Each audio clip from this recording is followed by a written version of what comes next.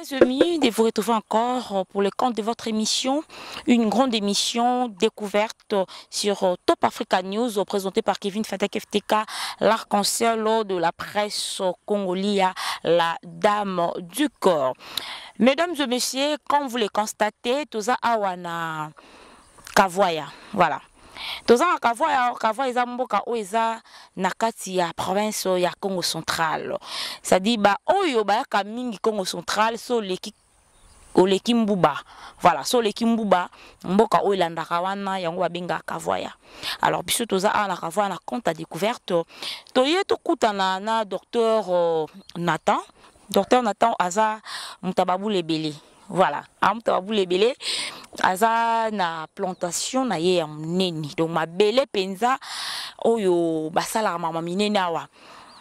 Et tobi lelo photo lobisa ye ameka mpe ko expliquer biso ba objectif to ba but ya banzete oyo ye alona mingi awa. Surtout Artemisia. Importance nango ezala nini? Toko découvrir ensemble la bino parce que biloko belé balona awe belé banzete belé balona awa misu to mona ngo to ba importance nango ti mais docteur Nathan Nanzela ya Top Africa News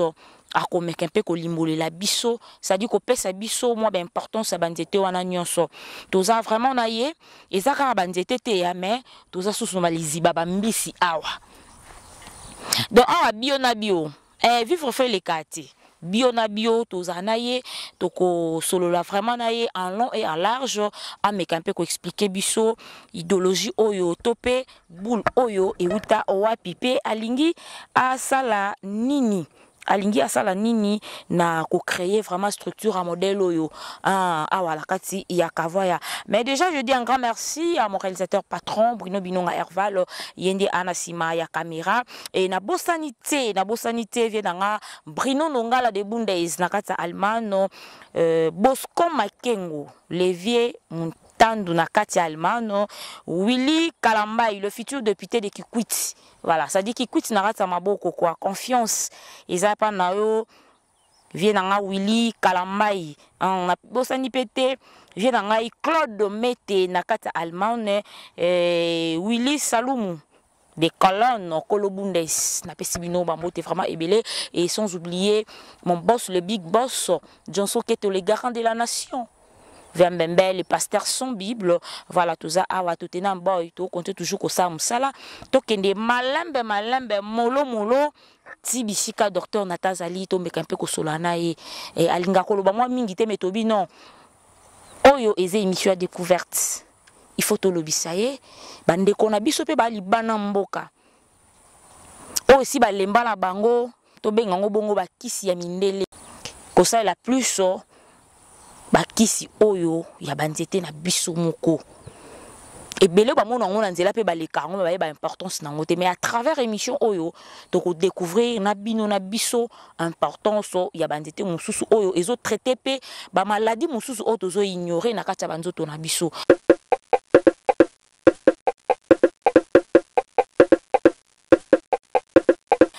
Les amamba stylo te ordonnance unité. Les le plateau ko zo apilevé. Te ko zo apena la boulot mususu. Bureau ezali. Ba bureau za kutu yele. Misusu ta sata une semaine, 2 semaines pas ko tangoti. Toujours à quai gauche, à quai droite. Ce que les loto bi na découverte, to comme penza sur le lieu, to solo la po, to le kango kaka. Mais tobi lelo photo koma to kozoye je crois beaucoup mon anda lati hein donc tuzana awa bonjour docteur. Bonjour maman Kevin. Vraiment que c'est présenté na bande ko ba kolanda yo on dirait qu'à Top Africa News ba docteur Nathan azana et puis c'est présenté voilà bande ko ba o. OK, merci beaucoup maman Kevin. Kombo na ngai Nathan Bundutidi Nazali, médecin chercheur na santé publique na sala kana centre il y a Serfitoko, centre Serfitoko, c'est un centre de recherche en phytothérapie au Congo. Ils ont qui Santu, Nazali président national il y a Maison de l'Artemisia, je crois que tu as l'appelé Maison de l'Artemisia. Donc awa bozali na katia ferme Congo Terra Bionature, ezali moko ya ba ferme na biso tozali nango tozali ko développer ba ferme agroécologique pour na makambetali ba plante médicinale ouais. Voilà, alors, docteur Nathan, expliquez biso na nwa moké Congo Terra. To que le bil kamba Congo Terra, to na ferme Congo Terra et tout. Expliquez no bande ko ba kolanda biso ba yeba Congo Terra eza obenini. To inventé, ils ont regroupé des mots. Tout ça na obabengi terre et puis Congo, webi royaume Congo. Royaume Congo, tout ça même pas na intention tant que le ba Congo. Tokende so na maramba tribalisme mais tolingi juste ko valoriser ba tradition na biso tozali nga na za ne Congo donc raison pour laquelle nazwaki likanisi ya ko valoriser quand même médecine na biso Congo parce que na kala bakoko na biso babandaki ko utiliser médecine na bango avant que bamindele baya. Et après avoir fait ça, l'étude ya médecine générale na université Congo Lisusu na le baki, mais pourquoi pas que na inventé pe terme na sens que lobby le lot toujours la médecine chinoise toujours la médecine indienne mais lobby peut la médecine Congo yangwana na bandaki concept wana ya médecine Congo mais na kokaki jamais ko banda directement na médecine Congo na lobby non fona banda na Congo Terra parce que en fait la médecine aujourd'hui n'y se outaka na mabele hein photo banana mabele on te le que photo banana na Congo Terra ils allaient vraiment programme moko ya munene na koyeba ko na ko présenter bino yango donc c'est ça. Voilà, merci beaucoup docteur Nathan. Je crois que bandeko ba kolanda biso baza vraiment wana scotché pour na kolanda oyo docteur Nathan a ko expliquer biso. Sa médecine na lingi za la vraiment projet à vie ekotammusanga ti kinonzamba ko benga ngai. C'est comme ça que na yaki ko sala constat moko na société na biso na ni na biso parce que tant on a étudiant quand même j'ai travaillé dans l'association belé na travaillé dans l'association comme donc en tant qu'étudiant na ça quand même dans l'association humanitaire l'association de développement dans ça là makambo belé et na ba découverte wana on a monaki sur terrain au monaki na constaté que bane belé na Congo ba bando kufa na malade mibale ezalaki paludisme na malnutrition au babinga quoi corps tout ça na lebi mais mais ndenge nini maladie chaque année to lobela kaka programme à lutte contre le paludisme programme à lutte contre la malnutrition mais malade on aussi di sango kaka te mais msuso okokende boyo komona lobi kuna ono bazana rupture de stock bazana suna bakisité tout c'est comme ça que na bandai ko na lobi non faut na étudier ba facteur o ezali ko déterminer net malnutrition na kati ya mboka na biso. C'est comme ça que même si j'ai à mémoire nangai ezalaki prévalence et déterminant de la malnutrition dans la zone de santé de Kisantu, de Sonabata et d'Entselo. Donc on a ça l'étude et tant on a ça l'étude on a découvert makambo belé ba déterminer la santé na mboka na biso eza belé. La première des choses photo ba été awa niveau il y a pauvreté dans mboka na biso c'est vraiment très élevé ça vraiment faut reconnaître yango bien que potentiellement tout ça très riche mais pauvreté et pauvreté on a impacté sur la santé donc problème il y a accès na ba soins de santé c'est vraiment un problème sérieux soki na mboka na biso mboka mususu ti lelo même ma ya komela oyo ba nan ba mona na nos sources améliorées te yango zo mona ke tout ça na ba mboka ebele okuta bana ba malnutri mais tala mabele na biso ndenge eza les très riches. Allez, parmi les facteurs, on est indagingai na meka na koma livre on a même déjà publié na koma livre sur les déterminants de la malnutrition na commis livre tant na commis livre ba publié au niveau international ils ont vendu après na yeko mona kanga le bon na la médecine autrement na la médecine comme batinyo sauté c'est comme ça que ba qui on a qui na niveau ya ba ko travailler na ba ONGD na ba association mususu na yeko mettre en œuvre dans le bilan il faut na banda na lutte contre malaria na malnutrition c'est comme ça que na bandi ko travailler na muke to bandi ko kende na ba centre nutritionnel vraiment là na saluer déjà parce que nazali moko ya ba gens au ba travailler na kati ya ONG ba ben centre pour la promotion du monde rural to travailler na passé Jonathan et kuna to na ba centre nutritionnel ebele et ba centre nutritionnel on entend la bana ndenge bana malnutrition na ba mboka et inspirer un makas na lui mais qu'est-ce que je dois faire est-ce que il faut qu'à to continuer na boito continuer quand copé non biso mon photos à ba modèle et que ça les que Kevin en 2017 na 2017 na voyagé na France tant na France toke kokuta na partenaire na biso eza association mo babenga ngo marque Internature. Na marque Internature wana toke na France, tant na komi na France natali ferme na bango natali vraiment baza na ferme moko ya munene marque Internature eza vraiment ferme moko ya munene yebani. Allez, tant maintenant le propriétaire a ferme on a bandi ko betelanga histoire bisinga non ta la ferme oyo d'ailleurs ezala kaka pembeni ya fleuve to bande ko zwa kaka ba zelo wana fièvre papa na biso bande ko regrouper on ti jusqu'à ce qu'il ko créer ferme ngabi mais ta la biso na Congo tout ça na mabele ebele mais tout ce monde to ko créer ba biloko aboité ndengeni c'est comme ça nga ozoli ngabi non même soki lelo na mbongo te mais faut na banda quelque chose place wana nde idée ya Congo te reye ko banda tango bandi sincèrement naebaki nanu te makambo nini kozala na kati ya Congo terre parce que na bano mona na lina bana makambo ya kosala ferme mais na sisi ba étude ya médecine lien nini eza entre ba makambo wana na lina bana kosala nani donc fallait maintenant qu'on trouver vraiment concept ko étudier vraiment concept wana très bien oye ba vraiment na ko développer vraiment concept na yo parce qu'il faut dans la concept nous d'abord original au s'inspirer dans makambo de salama na monde et puis au développer concept. Wana première étape. Deuxième étape, maintenant, le développement et la vision à Congo Terra. Et nous avons la rencontre, mon abbé, on rencontre très historique. Pendant que nous avons une sœur religieuse, ça, nous avons chaque fois, Zala qui mère générale, il y a la congrégation à Sainte-Marie, comme on a eu sœur Catherine Mata. Un jour, il peut avoir voyagé en France, il qui s'est planté, il fallait soigner paludisme. Tant que mon a lui mais bon, naza professeur en lettres. Azui ba graine, azongi na Congo. Tant azongi na Congo, mais naza professeur en lettres. Qu'est-ce que je vais faire avec ces graines? Faut quand même ba jeune médecin au bazo bien me connaître expliquer bango. C'est comme ça que la sœur va nous appeler à Benginga Epsinga. Oh docteur, na mona quand même on s'intéresse à la makambo nini, makambo belé à makambo tali développement. Mais na même ba graine moko awa makambo ya Artemisia. Est-ce que donc on a partagé pour tester Artemisia réellement ce qui plante au eza bien parce que plante aux soigner vraiment malaria. Né à Kabelinga pesinga flash disque na ba contenu belé à maison d'Artemisia pesinga yango na bandi ko fouiller na bandi ko tanga tina yo comprendre que toi quand même na plante moko ya très riche au senga qui fallait to adapter on peut na milieu na biso. Et c'est comme ça que pesinga non to banda to créer maison d'Artemisia na ma sœur wana tant to créer maison de l'Artemisia pour na ko promouvoir plante les autres traités malaria au babengi Artemisia plante au batunion se baeba na période de Covid les autres soigner Covid au batebele babanda ko lobake plante wana et utaki na Madagascar sali vraiment ba buzz ebele en fait les plantes moko za utilisé depuis longtemps na nini. Et tant on a côté la maison d'Artemisia, c'est comme ça qu'on a bandu qu'on travaille dans la maison d'Artemisia, qu'on travaille dans ma soeur vraiment tito qu'on développer un projet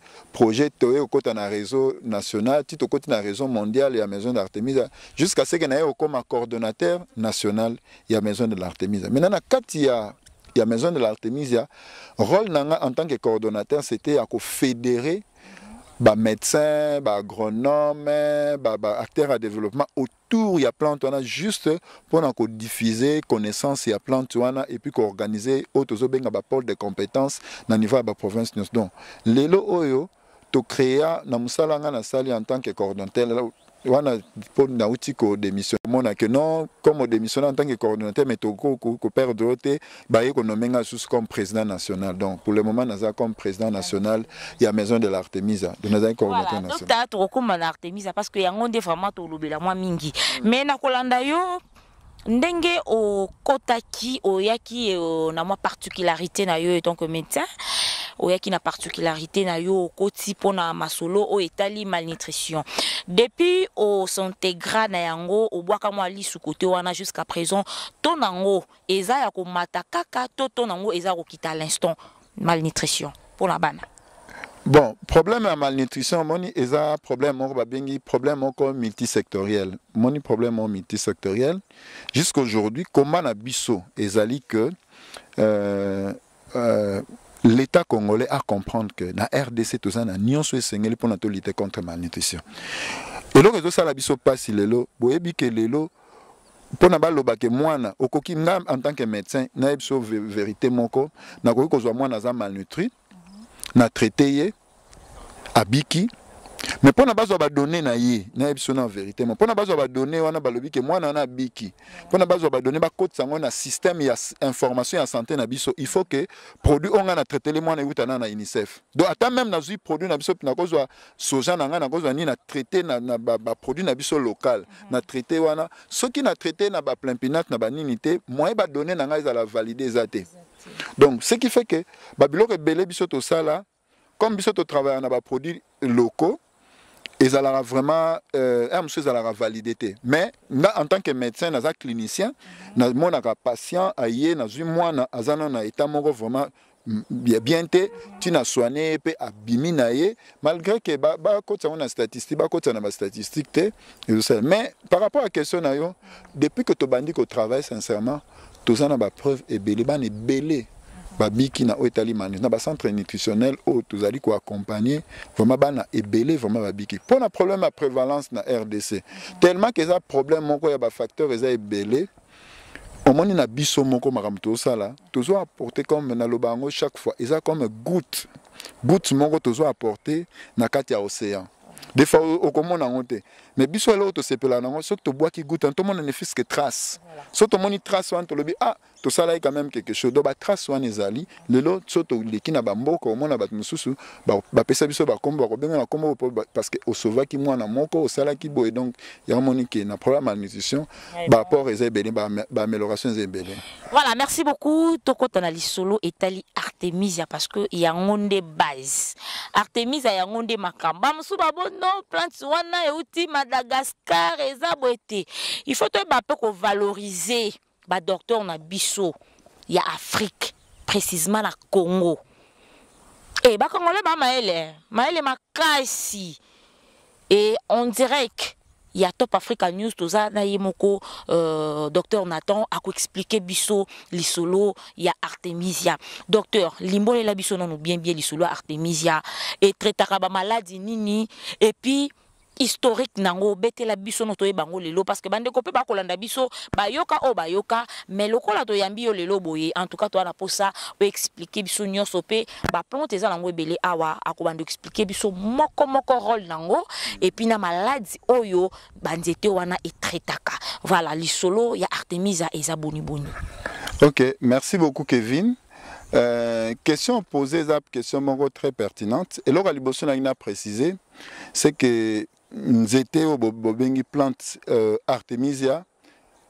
ils ont une espèce ébélée, ils ont une famille au babengi famille à Astéracée, na ligne vraiment kokota pena na makamoko agronomique te, mais ils ont une famille moko ya ba Astéracée, batu ba retenir yango, mais aussi et loko batu ba ko retenir que Artemisia ndenge za bongo en tant que nzete, ils ont une espèce ébélée, plus de 400 espèces où ils ont dans le monde entier.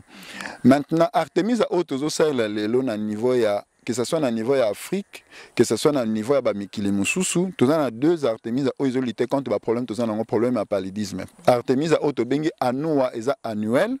et puis Artemisia afra. Artemisia anua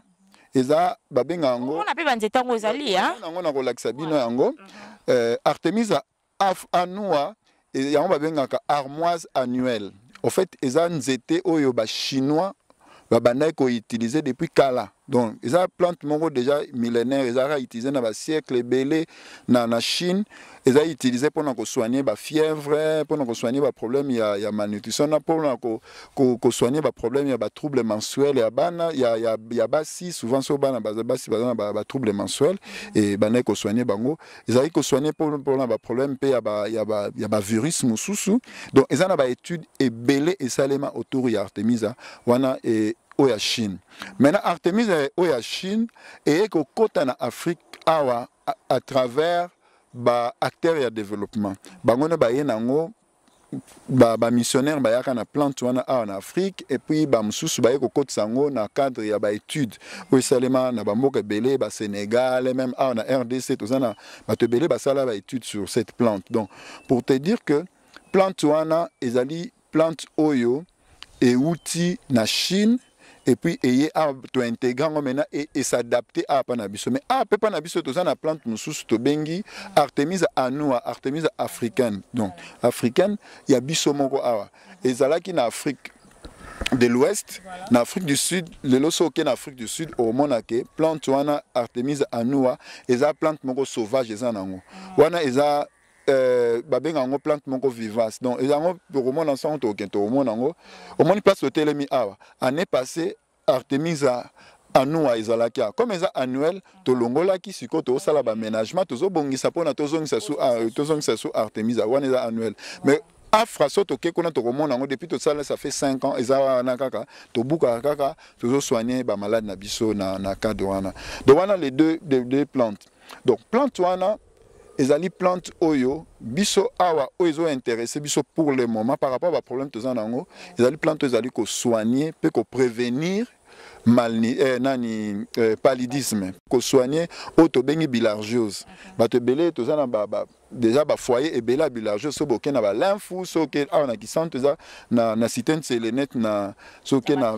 ouais ba Picasso na romona ke ba nani bilharziose eza quand même ebelé so ke na kimpese ba place ebelé ba foyer ya bilharziose eza ebelé mais plante wana ezali o soignaka ba bilharziose wana soignaka pe paludisme so na zuka les deux côtés wana nano to koti na profondeur wana bo mona ke lelo oyo to soigner ba to ebelé na biso ebelé vraiment to soigner bango na kata maison d'Artemisia na plante wana o to bengi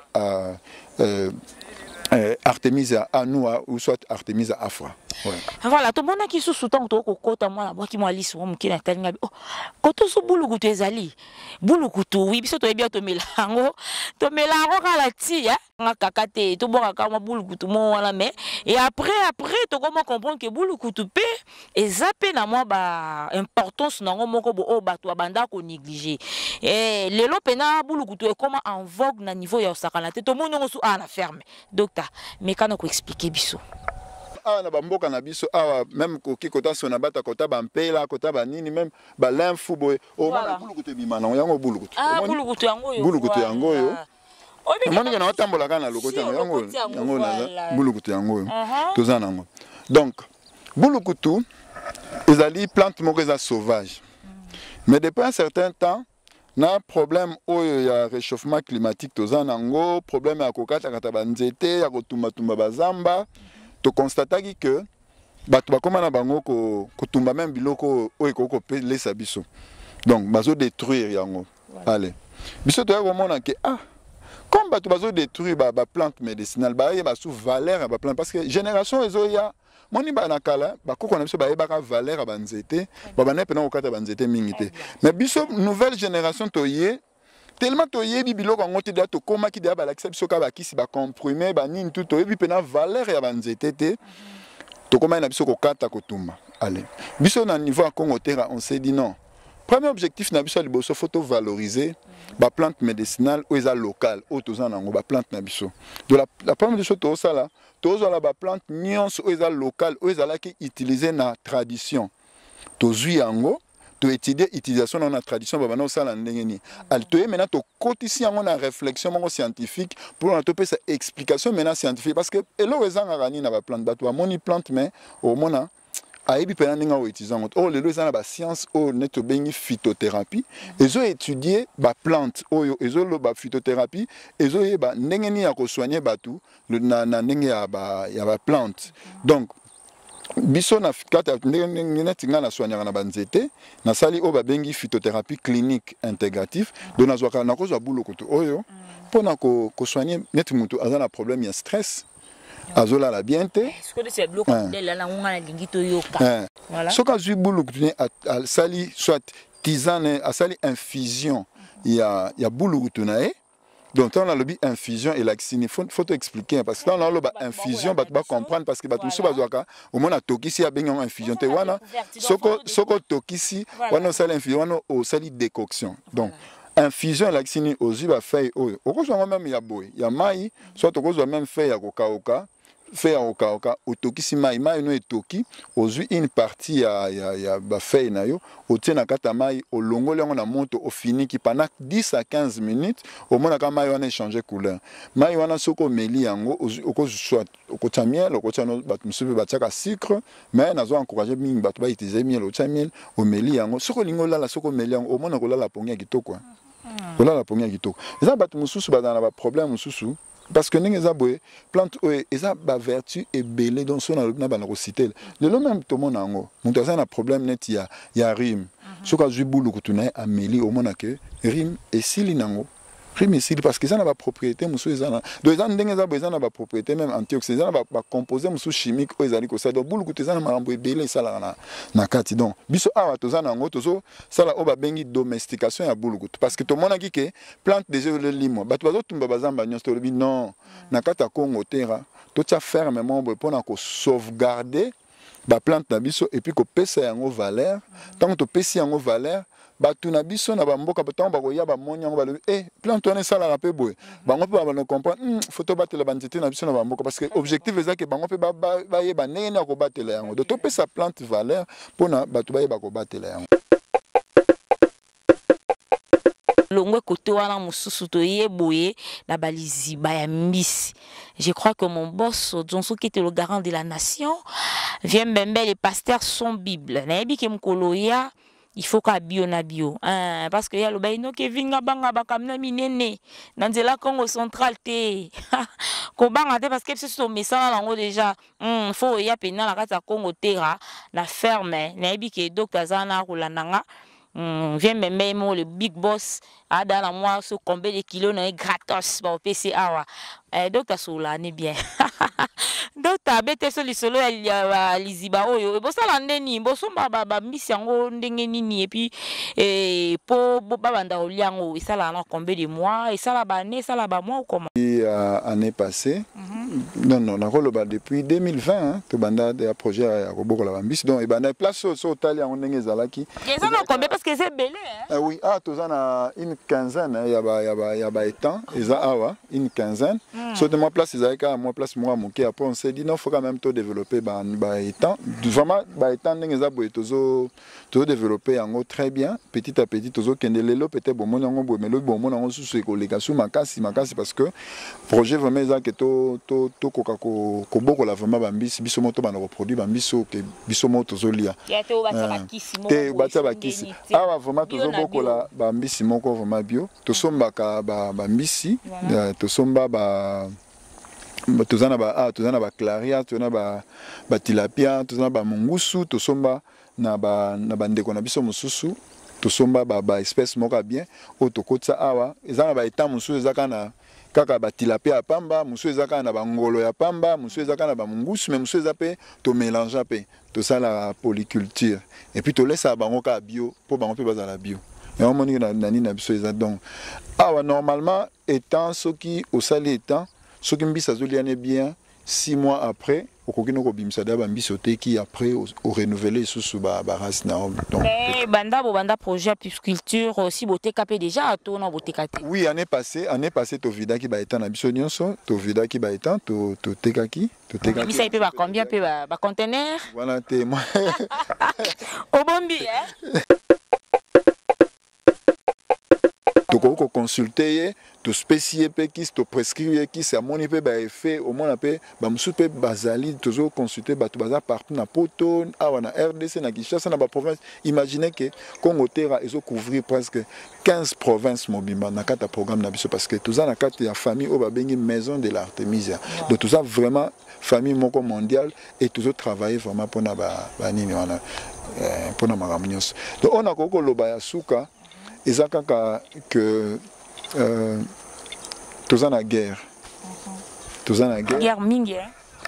Pourquoi on a tous en guerre? Parce que le problème à santé est dérangé biso makas. Tous en guerre chaque jour.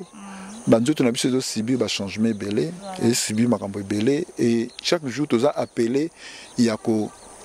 ça là et l'autre mot pour na tout n'a pas fonctionner normalement. Il y a on a le tous en guerre. Alors est-ce que tant tous en guerre faut te ba outil ni tozo utiliser est-ce que ba outil wana zo boma biso sous ou bien zo aider biso vous comprendre donc faut que ba mena ba outil ni no ko utiliser pour la santé na parce que mutu sango botami moi na déjà tant botami à côté na guerre voilà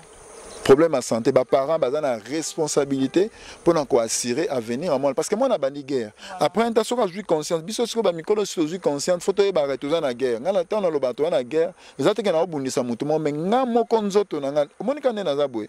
bakobisanga nouvellement ba émotion moko ba yelinga paf nasali mais et devait échanger le roman dans d'autres peut-être ngana comprendre le lobby na ko ne peut pas na ko nasali AVC. Comment ya na lo bato na guerre. Ce qu'il faut yeba ko contrôler ba émotion, yeba ko contrôler ba stress aux anango, faut yeba ko contrôler biloko ni nozolia. Faut tala est-ce que tambola bien. Est-ce que tambola bien ou bien ozala ka muntu mo tikala bo. Ya na lo bato na guerre. Donc étant que toza na guerre, faut soutenir maintenant biloko ezali ko aider biso pona to kene liboso. De loko na ko benga na bengi population mobimba, ba oneso bazolanda biso ezala awa na RDC zana, ba soutenir projet Congo Terra. Projet Congo Terra ils ont projet ya docteur Natante. Ils ont projet ya vie mobimba ya Congo. Donc on a non faut léguer quelque chose. Net le temps to lobela médecine chinoise, tant to lobela médecine indienne. Est-ce que tout en combat moutouté, tout en combat moutouté. Biso to na biso ka bactère, to yewan to lobi non, biso pe quand même un jour to ngi pe na monde entier ba lobela pe médecine Congo. Na la za pour ça loba loba pe médecine Congo. Na kala batu ba no uta ba Afrique du Sud bazoya na Congo pona ba soin mais lobi nga pe na lingi ba uta Inde, ba uta soki wa ba ya pe pona ko ya ko zo pe ba soin pona biso parce que to za mayele. Je crois que tout lundi, docteur Nathan a expliqué Bichou vraiment. Tout ce qui est naturel et que ça la Bichou vrai bien. A expliqué Nyonso.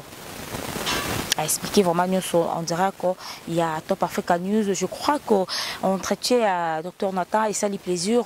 Na babebe il y a Top Africa News. Maman bala na Bichou basola vrai bien quoi. Voilà là comme on a Hortense maman la Jemima Mima Combo chez Mima Boutique, Mireille Makenda, la fille du roi, Napesho Bambotebele, Maggie Love, Poli Kifosima, Thomas Sombo, il y a très important, Patou Samba, Ediketo, Jenny Ekilatenda, yo, Napesho Bambotebele, Siro Mafuta, conseiller spécial,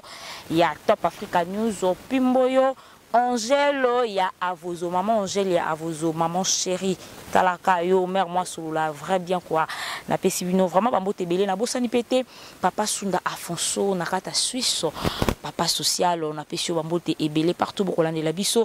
bande ko nyonso oyo baza scotché à senet moment na kata Top Africa News bakolanda biso na pesibino bambo te ebele donc continuer Jonathan donc continuer docteur Jonathan Kalamingite tozo kabwana biso na ye mais akopesa bino numéro ya contact parce que mutu muso akoza na besoin obengaye pour na azo ba précision oyo ya bien. Docteur Natazawana a coupé ses bino numéro, beaucoup bengaye pour na et ça la vrai bien. Numéro contact peut-être sous cause en a besoin bengayo. Maman Isabelle depuis au Canada et na comme on a bon pandina yé ça dit yé moi bi ngala nzali passe ya héritier mvuki. Voilà de big manager héritier mvuki na la crèche. Voilà, numéro ya contact peut-être ba na pour ça ba bengayo pour na base de précision. Il y a makambo susu bakisi et tout konso ko pesa bango kimia na ba problème ya santé au banango numéro ya contact kozani. Oui. Bon, numéro na biso ya contact tozana plus 243 89 968 27 34 plus 243 89 968 27 34. Yangwana numéro ya contact na biso donc so ba bengi biso na moment nyonso même sur WhatsApp ba ko zo biso et puis tozape na site internet na biso so vraiment ba lingi ba mona o nyonso ba activité na biso ndenge nini elekela ka Congo Terra ba comprendre 20 vision à Congo Terra okeka na www.congoterra.com donc so tali congoterra.com kuna posana ba information donc www.terra. Mais on rappeler bango encore rappeler pe la bande ko ba kolanda biso na kin pe bozana bureau hein. Oui, en fait, tous na bureau awa na Kisantu, tous na bureau na Kinshasa et puis na Mbanzangungu. Na Kinshasa, le bureau na biso sur bypass numéro 11 en face à garage Lokole, non loin il y a station Engine, il y a Salongo juste pembeni ya Kiyimbi wana en face il y a garage Lokole na commune ya Lemba. Donc soko ye na Kinshasa, bureau na biso wana okuta représentant na biso wana ko yambayo, soko pe sur rendez-vous bengi biso monto ko ya wana. Donc place wana to yambaka batu en même temps cabinet et ça peut point de vente il y a ba produit na bisonio sur la santé naturelle na Kinshasa awa na